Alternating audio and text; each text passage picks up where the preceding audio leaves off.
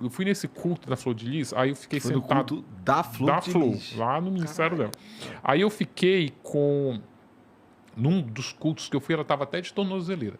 Aí eu fiquei marcando assim, né? Ela falava, o culto durou acho que umas 2 horas e pouco. Aí ela falava Deus, eu marcava. Aí não, Deus, eu marcava. Aí o diabo, aí marcava. O Satanás, eu marcava. O capeta.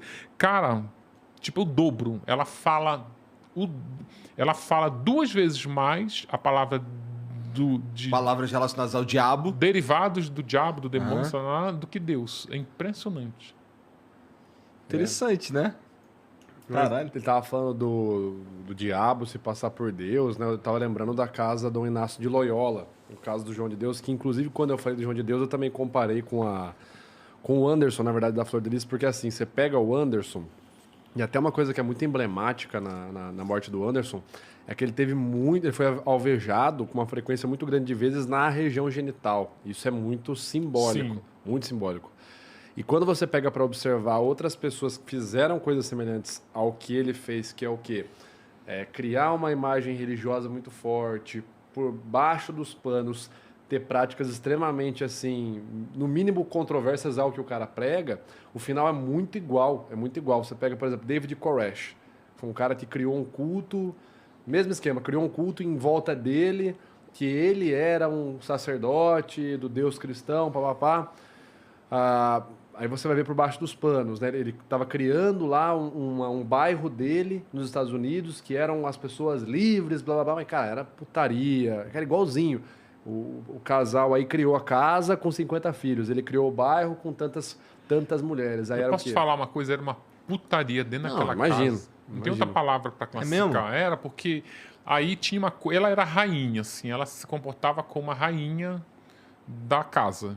Então, tu imagina, se tu sai pegando o moleque da rua pondo ali, tu vai.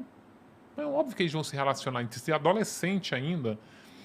E eles se relacionavam entre si e com autorização. Para não ficar bagunça, tinha que ter autorização dela. Por exemplo, e a preferência para as mulheres bonitas da casa eram os filhos biológicos dela.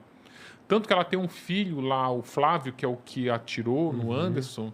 Ele se relacionou com umas 8 mulheres, tudo assim. Tinha uma garota que já chegou lá namorando um outro rapaz. Ela disse: não, pode acabar. Se quer ficar aqui, quero. Então acaba, senão você vai embora. Aí você vai namorar o meu filho. Não, Viagem, é o mesmo padrãozinho, louco. né? É um padrão assim, muito bizarro. O David Koresh, o Jim Jones, que teve a Jonestown, era o mesmo esquema, criou a região dele. O Philip Milik Philpott, mesma coisa. Mas o ponto que eu lembro mais, assim, que eu acho que é um traço muito marcante nessa galera, é da casa do Inácio de Loyola, do João de Deus. Eu percebi que eu tô me falando um Sim. pouco já embaçado já.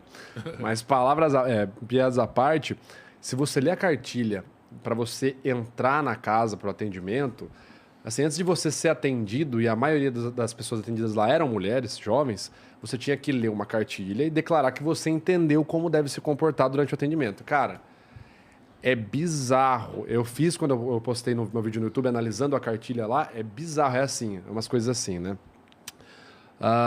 Você vai entrar na sala, não pode abrir o olho, não pode falar, não pode questionar, Não pode virar para trás. não pode virar para trás, não pode olhar para o lado, não pode fechar os membros, braço ao longo do corpo. Pode poder pegar nos seios das mulheres. E aí é muito interessante que assim, vem com uma lista de coisas, você fala, você tá entregando a pessoa de bandeja, e aí o final é muito interessante, o verso final ali, a estrofe final, que ele diz o seguinte: caso algo soe estranho, caso algo lhe pareça esquisito, lembre-se daquilo que você almeja com esse atendimento.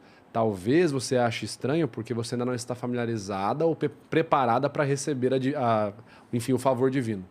Então, olha como você coloca a pessoa numa condição assim, cara, meu pai tá com câncer, não sei o quê, o cara tá palpando meu peito. É desconfortável? É, mas eu quero que meu pai cure o câncer? Então, Sim. olha que Isso, bizarro, tu sabe né, que cara? tu falou isso, eu lembrei, no documentário sobre ele do Globoplay. Muito bom, por Ele sinal. fez isso exatamente com a esposa daquele diretor lá do Barreto, o Fábio Barreto, que teve um acidente lá. E, tipo, ele já tava desenganado, Tava em não alta tinha já. mais. E ela levou lá porque quando tu tá desenganado, tu tenta tudo, né? Qualquer coisa. Qualquer coisa. E ela conta no depoimento dela, que para mim é o mais emocionante de todo o documentário, ela fala, olha, meu marido estava ali, inválido, era uma chance de cura, que eu fui ali para isso, aí ele começa a me apalpar por trás, aí eu falei, tipo, se eu não aceitar o que ele está fazendo, é como se eu não tivesse sonegando o tratamento pro meu marido, uma coisa louca. Isso é um mote, assim, do livro, que vai nessa que nem é tão sutil no livro sobre a Flor de Lis, que é uma coisa que é revoltante, que esses predadores sexuais, eles escolhem como vítimas pessoas altamente vulneráveis. Fragilizados.